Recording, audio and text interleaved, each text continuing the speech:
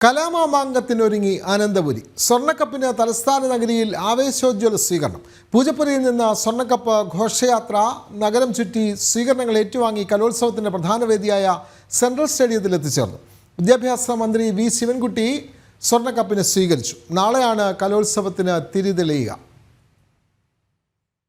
Central സ്റ്റേഡിയത്തിൽ നിന്നും M Manoj ചേരുന്നു. മനോജ്, എല്ലാവിധ ഒരുക്കങ്ങളും പൂർത്തിയായിട്ടുണ്ടല്ലോ. നാളെയാണ് കലാമാമാങ്കത്തിന് തുടക്കം. ഇനിയുള്ള 5 ദിവസം കലാകേരളം ഒന്നാകെ അവരുടെ കണ്ണും കാതും എല്ലാം ഈ അനന്തപുരിയിലേക്ക്. വിശേഷങ്ങൾ മനോജ്.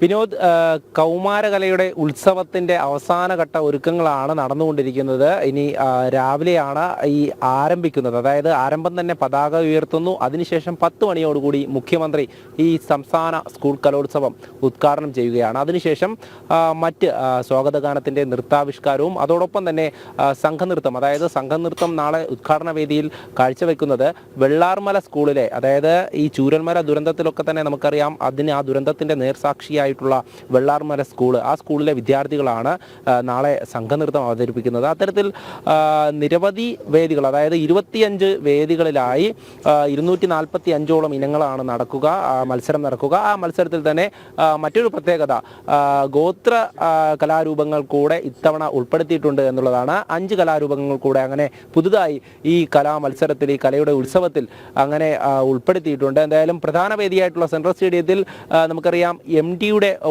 ഡിയെ അനുസ്മരിക്കുന്ന തരത്തിലാണ് ഈ വേദി ഒരുക്കിയിട്ടുള്ളത്. ഇതിൽ തന്നെ 25 വേദികൾക്കും 25 നദികളുടെ പേരാണ് നൽകിയിട്ടുള്ളത്. പ്രധാന വേദിക്ക് ഭാരതപ്പുഴ എന്നും അതോടൊപ്പം തന്നെ ഓരോ നദികളുടെ പേരും ഓരോ വേദിക്കും.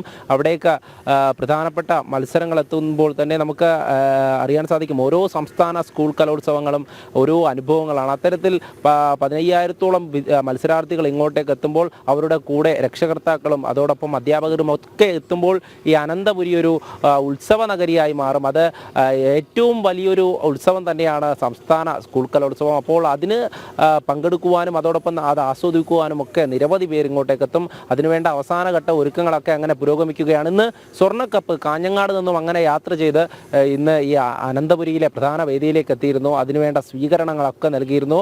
ഇന്ന് ജില്ലാ അതിർത്തിയിൽ ആദ്യ സ്വീകരണം നടന്നു. അതിനുശേഷം പൂജപ്പുരയിൽ നിന്നുമൊക്കെ വലിയ ഘോഷയാത്രയാണ് ഇവിടേക്ക് എത്തിയത്. മന്ത്രി ശിവൻകുട്ടി ഈ സ്വർണ്ണക്കപ്പ് ഏറ്റുവാങ്ങി. അതിനുശേഷം മറ്റ് നടപടിക്രമങ്ങളൊക്കെ അങ്ങനെ തുടരുകയാണ്. ഇനി സ്കൂൾ കലോത്സവത്തിന് വേണ്ട മറ്റ് സൗകര്യങ്ങൾ, അതായത് ഓരോ വേദിയും അറിയുവാനായി QR കോഡ് സൗകര്യം ഒരുക്കിയിട്ടുണ്ട്. അതോടൊപ്പം തന്നെ മത്സരാർത്ഥികൾക്ക് വേണ്ട മറ്റ് താമസ സൗകര്യമൊക്കെ അങ്ങനെ നഗരത്തിലെ സ്കൂളുകളിൽ തന്നെ ഒരുക്കുന്നുണ്ട് എന്നുള്ള കാര്യം. അതോടൊപ്പം തന്നെ ഭക്ഷണം ഒരുങ്ങുന്നത് നമ്മുടെ പുത്തരിക്കണ്ടം മൈതാനത്താണ്. അവിടെ തന്നെയാണ് ഇത്തവണ ഇത്രയധികം മത്സരാർത്ഥികൾക്കും ഒപ്പം മറ്റുള്ളവർക്കുമൊക്കെ ഭക്ഷണം ഒരുങ്ങുന്നത്. പഴയയിടത്തിൻ്റെ രുചി തന്നെ നമുക്ക് അവിടെ അറിയാൻ സാധിക്കും. അതോടൊപ്പം തന്നെ ഒരേ സമയം 20 വരികളിലായി 4000-ലധികം പേർക്ക് ഭക്ഷണം കഴിക്കാനുള്ള സംവിധാനമാണ് അവിടെയൊക്കെ ഒരുങ്ങുന്നത്.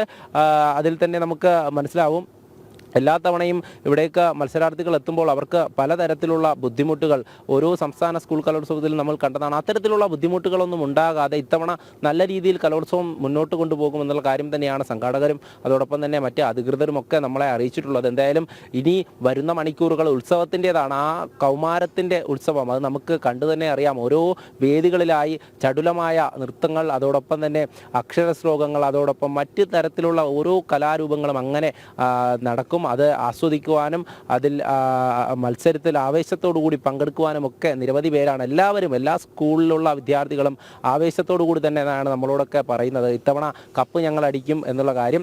അത് തന്നെയാണ്. ആര് കപ്പടിക്കും എന്നുള്ളത് നമുക്ക് നോക്കിക്കാണണം. എന്തായാലും അവസാനം ഏറ്റവും കൂടുതൽ ഇനിയുള്ള 5 ദിവസങ്ങളിൽ ഈ കലാമാമാങ്കത്തിൻ്റെ സവിശേഷതയാർന്ന വിശേഷങ്ങൾ നമ്മൾ ജനങ്ങളിലേക്ക് എത്തിക്കുന്നുണ്ടാകും. ജനം TV വിപുലമായ സൗകര്യങ്ങളാണ് ഇതിനായി ഒരുക്കിയിട്ടുള്ളത്. വിവരങ്ങൾ നൽകുകയായിരുന്നു പ്രധാന വേദിയിൽ നിന്നും മനോജ്.